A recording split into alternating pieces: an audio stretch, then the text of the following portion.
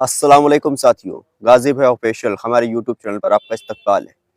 साथियों, अकबरुद्दीन ओवैसी साहब महाराष्ट्र के अंदर बहुत जल्द एक बड़ा जलसा करने वाले हैं। जी हाँ, एआईएमआईएम पार्टी ने अपने फेसबुक और ट्विटर हैंडल के माध्यम से जानकारी दी है कि एमआईएम पार्टी के फायर ब्रांड नेता जनाब अकबरुद्दीन ओवैसी साहब 5 तारीख को औरंगाबाद के आम खास मैदान के अंदर एक बहुत बड़ा जलसे को खिताब करेंगे। जी हाँ, अकबरुद्दीन ओवैसी साहब का जलसा 5 तारीख को औरंगाबाद के अंदर होने वाला है और औरंगाबाद के अंदर जलसे होने के बाद पूरे महाराष्ट्र में जहाँ-जहाँ एमआईएम पार्टी के प्रत्याशी चुनाव लड़ रहे हैं, उस जगह पर एमआईएम पार्टी अकबरुद्दीन ओवैसी साहब को जलसा करने के लिए भेजेगी। वहाँ पर प्रत्याशियों के समर्थन में अकबरुद्दीन ओवैसी साहब जलसा करने जा रहे हैं।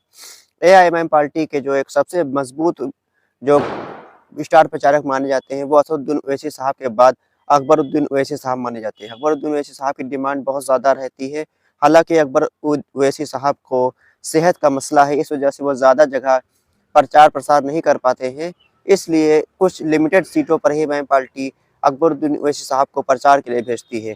लेकिन इस बार बताया जा रहा है कि महाराष्ट्र के अंदर एमआईएम पार्टी अकबरुद्दीन ओवैसी साहब के बहुत ज़्यादा प्रोग्राम लगाने वाली है। बहुत ज़्यादा अकबरुद्दीन ओवैसी साहब इस बार अपने प्रत्याशियों के पक्ष में समर्थन में रैली करने जा रहे हैं। पहली रैली एमआईएम पार्टी के अकबरुद्दीन ओवैसी साहब औरंगाबाद में 5 नवंबर को करने वाले हैं। उसके बाद एमआईएम पार्टी मुंबई के अंदर उनका जलसा है, भिवंडी के अंदर जलसा है, मालेगाँव में भी उनका जलसा है और आपके नांदेड़ में भी उनका जलसा होने की संभावना जताई जा रही है। साथ ही साथ अबू आसिम आज़मी की सीट पर भी अकबरुद्दीन ओवैसी साहब जलसा कर सकते हैं। जी हाँ, ऐसी खबर आ रही है कि इस बार अबू आसिम आज़मी को पूरी तरीके से सबक सिखाने के लिए एमआईएम पार्टी ने कमर कस ली है। अबू आसिम आज़मी ऐसे नेता हैं जिनको एमआईएम पार्टी ने समर्थन दिया था, अब वो चुनाव जीते थे, उसके बाद एमआईएम पार्टी को ही वो बुरा-भला कहने लगे, एमआईएम पार्टी के खिलाफ ही वो साजिशें करने लगे, एमआईएम पार्टी के लोगों को तोड़ने की कोशिश करी। यूपी का विधानसभा चुनाव था, उस वक़्त भी एमआईएम पार्टी के खिलाफ बहुत बुरा-भला अबू आसिम आज़मी ने बोला था। इस बार जो खबर ये है कि इस बार अबू आसिम आज़मी साहब ने जो काम किया है, वो बहुत ही ज़्यादा ज़लील करने वाला काम है। एमआईएम पार्टी को धोखा दिया है उन्होंने। बात ये आई थी अंदर से कि मुंबई के एक होटल के अंदर अबू आसिम आज़मी और एमआईएम पार्टी के जो महाराष्ट्र के प्रभारी हैं, तेलंगाना के विधायक अहमद बलाला साहब हैं, उनके साथ मीटिंग हुई थी। उस मीटिंग में ये तय हुआ था कि एमआईएम पार्टी की सीटों पर समाजवादी पार्टी का प्रत्याशी नहीं होगा और समाजवादी पार्टी के जो 2 विधायक हैं, उन सीटों पर एमआईएम पार्टी अपने प्रत्याशी नहीं उतारेगी। लेकिन अबू आसिम आज़मी ने किया क्या कि एमआईएम पार्टी के मजबूत सीटों पर अपने उम्मीदवार उतार दिए। जहाँ पर एमआईएम के 2 विधायक हैं, उन सीटों पर भी अब्बू आसिम आज़मी ने अपने प्रत्याशी उतार दिए। साथ ही साथ औरंगाबाद के अंदर भी अपने प्रत्याशी को उतार दिया। तो एमआईएम पार्टी ने मजबूरन अबू आसिम आज़मी की सीट पर एक मुसलमान उम्मीदवार को खड़ा किया है और इस बार अबू आसिम आज़मी की सियासत को एमआईएम पार्टी और मुंबई के अंदर से अब समाजवादी पार्टी और अबू आसिम आज़मी की सियासत को ख़त्म करने का पूरा-पूरा चांस है। एमआईएम पार्टी मजबूती के साथ इस बार काम कर रही है। अबू आसिम आज़मी को जैसे लोगों की सियासत को ख़त्म करना बहुत ज़्यादा ज़रूरी है क्योंकि ये लोग कौम को नुकसान पहुँचाने वाले लोग हैं। ये लोग मिल्लत की पार्टी को नुकसान पहुँचाने वाले काम कर रहे हैं। एक ऐसी पार्टी जो मिल्लत के नाम से महाराष्ट्र के अंदर एक क़यादत खड़ी कर रही है, उस पार्टी के खिलाफ आप काम कर रहे हैं। उस पार्टी से जो वादा करते हैं, उस वादे से वादा खिलाफ़ी कर जाते हैं। लेकिन अब ऐसा होने वाला नहीं है। अब वो अपनी चाल में खुद फँसते हुए नज़र आ रहे हैं। यहाँ तक कि उनके खुद के साथी भी उनके विरोध में हो गए हैं। नवाब मलिक साहब जो उनके ही पुराने साथी हुआ करते थे, वो अब उनकी सीट पर ही चुनाव लड़ रहे हैं। साथ ही साथ शिवसेना का एक उम्मीदवार भी उनके खिलाफ चुनाव लड़ रहा है। एमआईएम पार्टी का उम्मीदवार भी उनके खिलाफ है। तो ऐसी आशंका जताई जा रही है कि अबू आसिम आज़मी इस बार चुनाव हार सकते हैं और अबू आसिम आज़मी की सियासत का द एंड यहीं से इंशाअल्लाह हो जाएगा। हम चाहते हैं कि ज़्यादा से ज़्यादा मुसलमान उम्मीदवार चुनाव जीत कर आएँ।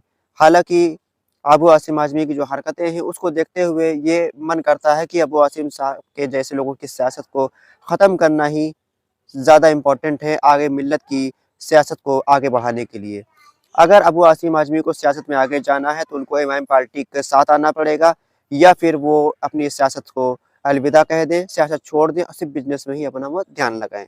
और साथ ही साथ एमआईएम पार्टी के अकबरुद्दीन ओवैसी साहब है, अगर वो अबू आसिम आज़मी की सीट पर प्रचार करने जाते हैं, तो सीधा-सीधा नुकसान अबू आसिम आज़मी को होने जा रहा है। अबू आसिम आज़मी को पहले सोचना चाहिए था कि एमआईएम पार्टी के खिलाफ वो जो प्रचार कर रहे हैं, एमआईएम पार्टी के खिलाफ वो जो साजिशें कर रहे हैं, उसका खामियाज़ा उनको खुद को भुगतना पड़ेगा।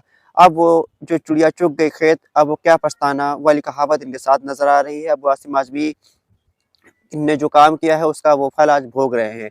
लेकिन एमआईएम पार्टी पूरी मजबूती के साथ महाराष्ट्र के अंदर मिल्लत की नुमाइंदगी कर रही है, मिल्लत को मजबूत कर रही है और एक मुस्लिम लीडरशिप को खड़ी करने के लिए पूरी एमआईएम पार्टी पुरजोर तरीके से लगी है। इस बार उम्मीद जताई जा रही है कि 16 उम्मीदवारों को एमआईएम पार्टी ने टिकट दिया है। इसमें से 8 से 9 उम्मीदवार चुनाव जीतकर विधानसभा पहुंच सकते हैं। अगर 8 से 9 उम्मीदवार एमआईएम पार्टी के चुनाव जीतकर विधानसभा के अंदर पहुंचे तो एमआईएम पार्टी और मिल्लत के लिए और मुस्लिम क़यादत के लिए बहुत ज़्यादा अच्छा ये रिज़ल्ट हो सकता है। साथ ही साथ इसका इसका असर बाकी राज्यों में भी पड़ेगा, जहाँ पर एमआईएम पार्टी या फिर मिल्लत की नुमाइंदगी कम है, वहाँ पर भी लोगों के अंदर जागरूकता आएगी और एमआईएम पार्टी के प्रति उनका रुख बदलेगा और वो एमआईएम पार्टी को वोट करेंगे। साथ ही साथ ऐसी भी बातें आ रही हैं कि एमआईएम पार्टी पूरे हिंदुस्तान के अंदर मुसलमानों की सबसे बड़ी पार्टी भी बन सकती है। हालाँकि एमआईएम पार्टी सबसे बड़ी पार्टी है, लेकिन उसको उस तरीके से विधायक और सांसदों की कमी की वजह से सबसे बड़ी पार्टी नहीं माना जाता है। लेकिन इस बार महाराष्ट्र के विधानसभा चुनाव के नतीजों के बाद इंशाअल्लाह एमआईएम पार्टी पूरे हिंदुस्तान के मुसलमानों के अंदर सबसे बड़ी पार्टी बन जाएगी। और साथ ही साथ ये भी बात है कि आने वाले 2 से 3 सालों में एमआईएम पार्टी को राष्ट्रीय पार्टी का दर्जा भी मिल सकता है। और साथियों, अगर हमारी वीडियो अच्छी लगी तो वीडियो को आप शेयर कर दें और हमारे चैनल को सब्सक्राइब भी आप कर लें और कमेंट बॉक्स में आप अपनी राय भी हमको दे सकते हैं। खुदा हाफ़िज़।